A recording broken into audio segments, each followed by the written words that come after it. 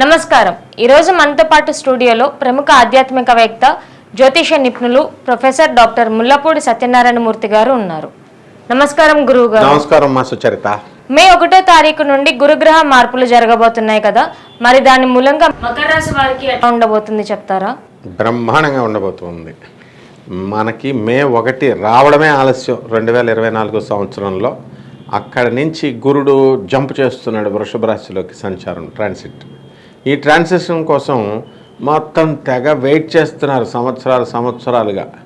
ఏలినాటి శని జరుగుతూ బాధల్లో ఉన్నటువంటి ఈ యొక్క మకర రాశి వాళ్ళు బాధలు పడుతూ వచ్చారు ఇప్పుడు దాకా.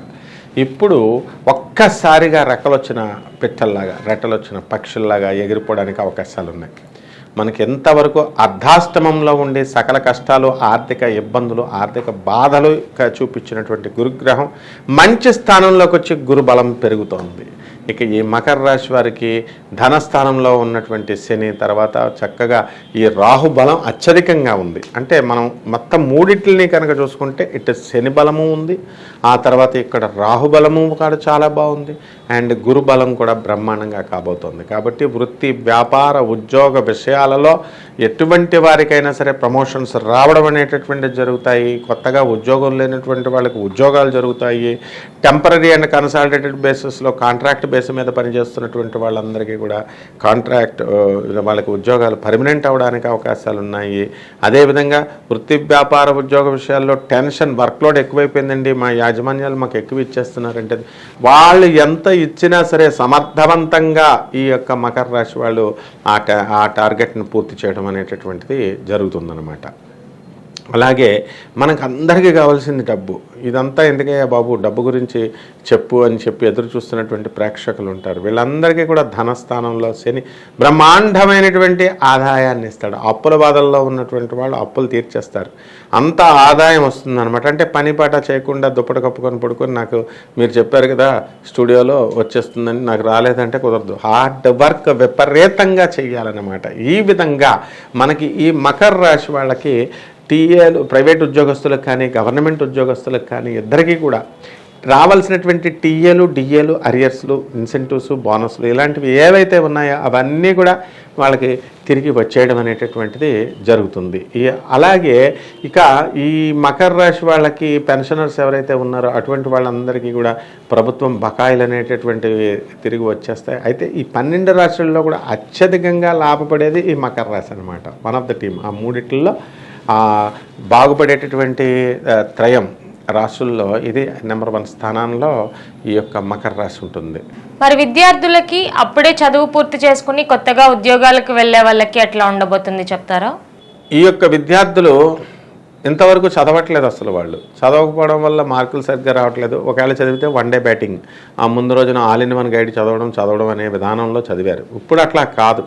సబ్జెక్టివ్ ప్రిపరేషను, కాన్సెప్షువల్ ప్రిపరేషన్ మేము చేయాలి అని చెప్పేసి వాళ్ళకి ఒక శపథం చేసుకుని చక్కగా వీళ్ళ సబ్జెక్ట్ని మేము ఇంప్రూవ్ చేసుకోవాలా, కాన్సెప్షువల్ లెర్నింగ్ చేయాలి అనేటటువంటి ఆలోచన ఈ విద్యార్థులకు వస్తుంది. వచ్చి తప్పకుండా వీళ్ళంతా కూడా బ్రహ్మాండంగా చదువుతారు. ఎంత చదివితే అంత ఎక్కువ మార్కులు రావడానికి అవకాశాలు ఉన్నాయి.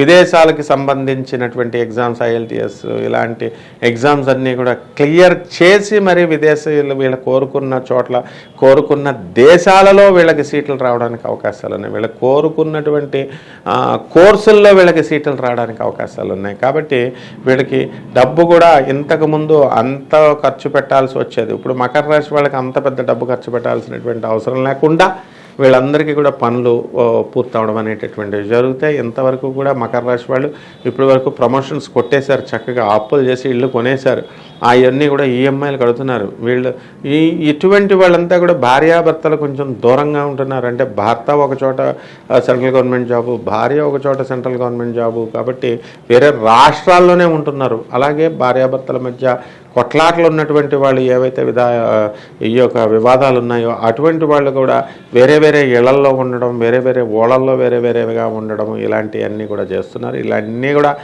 ఆగిపోయి చక్కగా వీళ్ళందరూ కూడా ఒక ఇంట్లో ఒక చోట ఒకే రూఫ్ కింద ఉండేటటువంటి సమయం వచ్చేసింది. కాబట్టి కోర్టు సమస్యల్లో ఎవరైతే ఈ మకర రాశి వాళ్ళు ఇంతకాలం ఇన్ని సంవత్సరాలుగా లాయర్ల ఫీజులు కట్టుకుంటూ బాధపడుతూ ఉన్నారో, భార్య మీదే గొడవలు, ఆ భార్య కేసు పెట్టిందనో లేకపోతే సివిల్ కేసెస్ అనో, వీళ్ళందరికీ కూడా రిలీఫ్ రావడానికి ఎక్కువ అవకాశాలు ఈ గురు మార్పు తర్వాత ఈ మే 1 తర్వాత జరుగుతాయమ్మా.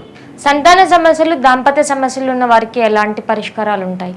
ఇప్పుడు దాంపత్య సమస్యలు అనేటటువంటివి అణిగిపోతాయి, భార్యాభర్తలు కలిసిపోతారు, కాబట్టి ఆ ప్రాబ్లం ఏం లేదు. ఇక సంతానం సమస్యల దగ్గరికి వచ్చేసరికి సంతానం అనేటటువంటిది ఇంతకాలంగా లేనటువంటి వాళ్ళకి సంతానం కలగడానికి అవకాశాలు ఉన్నాయి. కాబట్టి వీళ్ళకి ఇంతవరకు ఫెర్టిలిటీ సెంటర్స్ చుట్టూ తిరగడం, డాక్టర్ల చుట్టూ తిరగడం, ఆయుర్వేద మందులు ఏ మందులు కావాల్సి ఆ మందులు మింగడం, ఇలాగ అనేకమైనటువంటి ప్రక్రియలు చేసుకుంటూ వచ్చారు. ఇవన్నీ కూడా ముగింపు అనేటటువంటివి ఉన్నాయి. సినీ రంగము మరియు రాజకీయ రంగాల వారికి ఎట్లాంటి పరిష్కారాలు ఉంటాయి? రాజకీయ రంగాన్ని కనుక మనం తీసుకుంటే మకర రాశి వాళ్ళు రాజకీయ రంగంలో రాణించడానికి అవకాశాలు ఉన్నాయి. చక్కగా వాళ్ళు ఎలక్షన్లో గెలవడం, ప్రత్యక్ష ఎలక్షన్లో ఎమ్మెల్యేలుగా ఎంపీలుగా వీళ్ళు గెలవడం, ఇలా ముందుకు వాళ్ళు వెళతారు. అలాగే నామినేటెడ్ పోస్టుల్లో కూడా వీళ్ళు సెలెక్ట్ అవ్వడానికి అవకాశాలు ఉంటాయి. ఈ రెండూ కానీ రానటువంటి పక్షంలో వీళ్ళు ఏం చేస్తారు, ఈ యొక్క మనకి ఈ జిల్లా అధ్యక్ష పదవులు, ఆ తర్వాత రాష్ట్ర అధ్యక్షుల పదవులు, అలా పార్టీలో వీళ్ళు ఏదో ఒక పోస్ట్ అనేటటువంటిది పొందడం జరుగుతుందన్నమాట. అలాగే ఈ యొక్క రాజకీయ నాయకులు గెలిచి సీఎంలు కూడా అయ్యేటటువంటి అవకాశాలు ఉన్నాయి, పిఎంలు కూడా అయ్యేటటువంటి అవకాశాలు ఉన్నాయి. కాబట్టి మనం ఇప్పుడు చేసుకోవాల్సినది ఏమిటంటే చక్కగా, అంటే ఇది రాష్ట్ర వ్యాప్తంగానూ మన దేశానికి సంబంధించింది కాదు. కాబట్టి పిఎంలు ఎంతోమంది ఉన్నారు, మనకి 160 దేశాలు పైన ఉన్నాయి. ఆ 160 దేశాల్లో మకర రాశి వాళ్ళు వందల మంది ఉన్నారు. కాబట్టి వీళ్ళందరి గురించి మనం చెప్తున్నాం, అంతేగాని ఇక్కడ కాలమాన పరిస్థితిని బట్టి అని కాదు. అలాగే సినీ రంగంలో ఉన్నటువంటి వాళ్ళంతా కూడా టాప్గా ఎదగడం, సినిమా రంగంలో చక్కగా మీరు సాహిత్యం రంగంలో ఉన్నటువంటి వాళ్ళకి చక్కగా గుర్తింపు ఇవన్నీ కూడా రావడం జరుగుతుందన్నమాట. కాబట్టి సినీ సంగీత సాహిత్య రంగాల్లో ఉన్న వాళ్ళకి మంచి గుర్తింపు రావడం, మంచి డబ్బులు రావడం, సినిమా హీరోయిన్లందరికీ కూడా మంచి అదనపు ఆదాయాలు, డబ్బులు, బిజినెస్లు, వేరే బిజినెస్లు హీరోలంతా కూడా పెట్టడం, విదేశాల్లో పెట్టడం, ఇలాంటివన్నీ కూడా జరుగుతాయమ్మా. వ్యవసాయం మరియు చేనేత పరిశ్రమల వారికి ఎలా ఉండబోతుంది? మకర రాశి వాళ్ళకి బ్రహ్మాండంగా ఉంటుంది. రైతులకిను చేనేత బిజినెస్లు చేసేటటువంటి వాళ్ళు, వీళ్ళకే కాదు వ్యవసాయదారులకే కాకుండా చేపల, రొయ్యల చెరువుల బిజినెస్లు చేస్తున్నటువంటి వాళ్ళు కూడా బ్రహ్మాండంగా క్లిక్ అవుతారు. అలాగే చేనేత పరిశ్రమలన్నీ కూడా మంచిగా చేసి భాగ్యంలో ఉన్నటువంటి కేతు వీళ్ళకి అనేకమైనటువంటి అదృష్ట ఫలితాలని ఇవ్వడం అనేటటువంటిది జరుగుతుందన్నమాట. మరి వారికి ఏమన్నా ప్రత్యామ్నాయాలు, ఏమన్నా విశేష పూజలు ఏమన్నా చెప్తారా? వీళ్ళకి మకర రాశి వారికి ఏలినాటి శని జరుగుతుంది. కాబట్టి ముందుగా మనం ఎప్పుడు చేసినా సరే ఏలినాటి శని బ్యాలెన్స్ చేసుకోవాలి. కాబట్టి మనం శని పూజ, శని స్తోత్రాలు చేసుకోవాలి. ఏలినాటి శని దోషం పోవడానికి శనికి జపం చేసుకోవాలి, శని స్తోత్రాలు. ఆ తర్వాత అదంతా అయిపోయిన తర్వాత నవగ్రహాల చుట్టూ ప్రదక్షిణలు చేయడం, ఈ శనివారాలు. ఆ తర్వాత శనీశ్వరుడికి చక్కగా తైలంతో, అంటే నువ్వుల నూనెతో అభిషేకం చేసుకోవడం.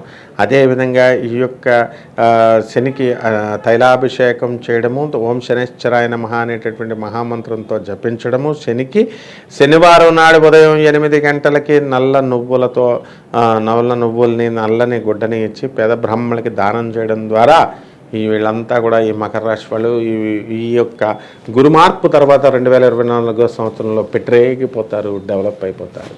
ధన్యవాదాలు గురువు గారు. ధన్యవాదాలమ్మా.